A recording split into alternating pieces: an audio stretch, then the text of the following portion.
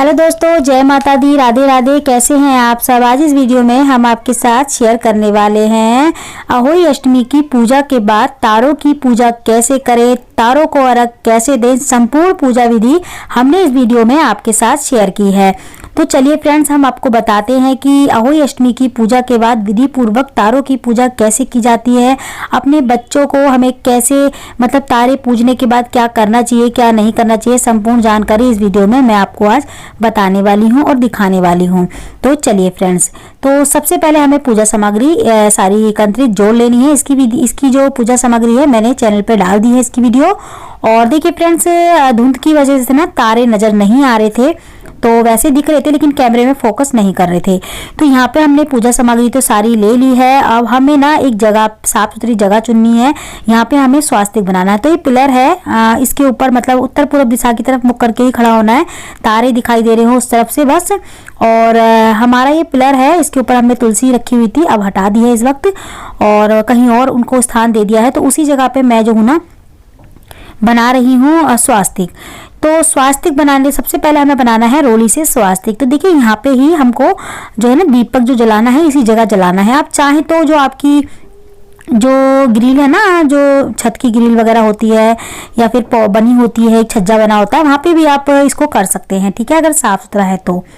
और इसके बाद आपको पूरा स्वास्तिक बनाना है। स्वास्तिक बनाने का मतलब होता है कि हमें गणपति जी को आवाहन, गणपति जी को भी इस पूजा में शामिल कर रहे हैं, ठीक है। स्वास्तिक हमने बना लिया है। संपूर्ण स्वास्तिक आप बना लें इस तरीके से। तो ये नॉर्मल संपूर्ण पूजा विधि मैं आपको बता रही हूँ, ठीक है। तो यहाँ पे स्वास्तिक बनाने के बाद आपको ना स्वास्तिक के ऊपर हल्दी और अक्षत चढ़ाने हैं। फिर उसके बाद दीपक जलाना है देसी घी का। तो दीपक यहाँ पे देसी घी का जलाएं तो बहुत अच्छी बात है। तो देसी घी का दीपक जलाएं और लंबी बाती का जलाएं, ठीक है। तो यहाँ पे हमारे यहाँ देखिए, जब बच्चों के लिए व्रत करा जाता है ना तो लंबी बाती का ही जलाया जाता है। लंबी बाती का अर्थ होता है कि भविष्य में जो हमारा भविष्य है, वो बच्चे हैं हमारी, उनकी लंबी आयु हो, संतान आगे हमारे और हमारा परिवार बढ़े, लंबा चौड़ा हो, इसलिए हमें लंबा दीपक जलाया जाता है, ठीक है। तो यहाँ पे देखिए, इसके बाद हमने ना दीपक को भी पूज लिया है, फूल चढ़ा दिया है। अब हम कर रहे हैं तारों की पूजा। तो तारों की पूजा हम इस भाव से करेंगे जैसे कि हम तारों को, जैसे भगवान को हम तस्वीर में तिलक आदि करते हैं ना, ऐसे ही हम तारों को कर रहे हैं। तो नीचे हमने गणपति जी को तो पूज लिया है, हमको ऊपर अब तारों को भी इस तरीके से फूल, अक्षत, रोली और हल्दी चढ़ानी है जैसे हम उनको साक्षात सामने से ही पूज रहे हैं, ठीक है। और जो सारी सामग्री हम डाल रहे हैं ना, वो नीचे आपको एक बाल्टी रख लेनी है या कोई खाली गमला हो वो रख लेना है। मेरे यहाँ ना खाली बाल्टी थी, उसमें मिट्टी रखी हुई थी गमले की, तो उसी में मैं सब कुछ डाल रही हूँ, ठीक है। और खाली बाल्टी है वो, उसमें मिट्टी पड़ी हुई है, तो उसी में मैंने सारे फूल आदि वगैरह डाल दिए हैं। अब हम यहाँ पे धूप बत्ती लगा लेंगे। तो देखिए, बच्चों को ना उस वक्त, पूजा के वक्त बच्चों को अपने पास रखें। जब आप नीचे अहोई अष्टमी की पूजा करते हैं ना, तब भी बच्चों को बिठाइए वहाँ पे। और जब तारों को अर्घ देते हैं ना, तब भी अपने बच्चों को ऊपर लाइए छत पे। जैसे हम करवा चौथ के व्रत में अपने पति देव को ऊपर लेके आते हैं ना अपने साथ, उनके दर्शन करते हैं, वैसे ही बच्चों को भी ऊपर अपने साथ लाना चाहिए। आपके छोटे बच्चे हैं, बड़े बच्चे हैं, सबको लाइए, ठीक है। तो देखिए, मेरी बेटी भी आई है और कैसे पूजा कर रही है। दीपक जल रहा है तो अपने आप ही अपने ऊपर अपना आशीर्वाद ले रही है दीपक का। यहाँ पे जो हम ना कथा सुनते वक्त जो अक्षत लेते हैं ना हाथ में, उन अक्षतों को हमें हाथ में इस तरीके से लेना है, सीधे हाथ में रख के जल का बहाव से बहाना है नीचे। जल का जो हमने लोटा लिया है ना अलग से, उस जल से हमें बहाना है उन जल को नीचे की साइड तारों को अर्घ देते हुए। तो इस तरीके से इन अक्षतों का इस्तेमाल होता है और पूजा में भी होता है तारों के अर्घ देते वक्त। तो यहाँ पे हमने तारों को अर्घ इस तरीके से दे दिया है, प्रणाम कर लिया है तारों को। इसके बाद हमने देखिए, दोबारा से आपको करके दिखा रही हूँ, हमने आरती कर लेनी है। अगर आपको आरती आती है तो आप आरती कर लें, आरती नहीं आती तो आप ऐसे ही हाथ जोड़ के बस प्रार्थना कर लीजिए अपने बच्चों की लंबी आयु के लिए, उनके स्वास्थ्य जीवन के लिए, उनके अच्छी जो है ना जीवन में अच्छे काम करें, वो अच्छा, उनकी खूब लंबी उम्र है, इस तरीके से प्रार्थना करते हुए प्रभु से 3 परिक्रमा ले लीजिए। 3 परिक्रमा लेनी होती है यहाँ पे। अगर आप यहाँ लेते हैं तो जरूर लीजिए, नहीं लेते तो कोई बात नहीं है, आप इस तरीके से पूजा कर लीजिए। हमारे यहाँ लेते हैं। और देखिए, इस वक्त एक गीत भी गाया जाता है जब हम परिक्रमा लेते हैं, ठीक है।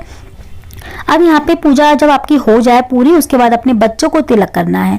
तो देखिए, दोनों बच्चों को मैंने साथ ही खड़ा कर लेती हूँ इस तरीके से और दोनों को ही तिलक करती हूँ। मेरी बेटी है ये और मेरा बेटा है, छोटी बेटी है, बड़ा बेटा है मेरा। तो दोनों को मैं तिलक कर रही हूँ, हल्दी का भी, रोली का भी, दोनों को तिलक कर लूँगी। मैंने अपने भी तिलक कर लिया है।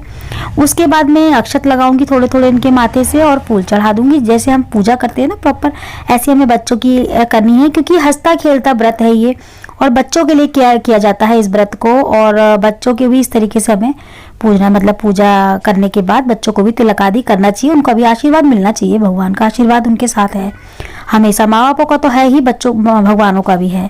इसके बाद जो मैंने रक्षा सूत्र बनाया था ना, जो पूजा करते वक्त मैंने रक्षा सूत्र रखा था पास में, वही रक्षा सूत्र अब मैं ऊपर ले आई। अब मैंने बच्चों के दोनों हाथों में बांध दिया, दोनों बच्चों को बांध दिया है मैंने। अब ये बच्चे जब तक बांधेंगे अच्छी बात है, जब तक जितना लंबा चलाएंगे अच्छा है। तो ये रक्षा सूत्र है मेरी तरफ से बच्चों के लिए, जो मैंने व्रत करा है भगवान के चरणों में। मैंने सुबेरे ही इसको रख दिया था दोपहर में जब पूजा की थी, और जब तारों को रख देती हूँ ना, मैं बच्चों के हाथों में बांध देती हूँ तिलक आदि करके। अब बच्चों को अपना आशीर्वाद दीजिए, और बस भगवान से प्रार्थना करिए कि हे भगवान हमारे बच्चों को खूब लंबी उम्र दे, अच्छा स्वास्थ्य दे, और जीवन में कभी वो कोई दुख ना पाए। ठीक है, इस तरीके से प्रार्थना करते हुए बस आपकी पूजा होती है संपूर्ण। इसी तरीके से है ना तारों की पूजा भी की जाती है। इसके बाद आप जाके नीचे अपना व्रत का पारण कर सकते हैं। ठीक है, तारों को अर्घ देके। तो आज की वीडियो में इतना ही। मैं मिलती हूँ आपसे अगली वीडियो में ऐसी ही अच्छी सी एक और वीडियो के साथ। जब तक के लिए जय माता दी, राधे राधे।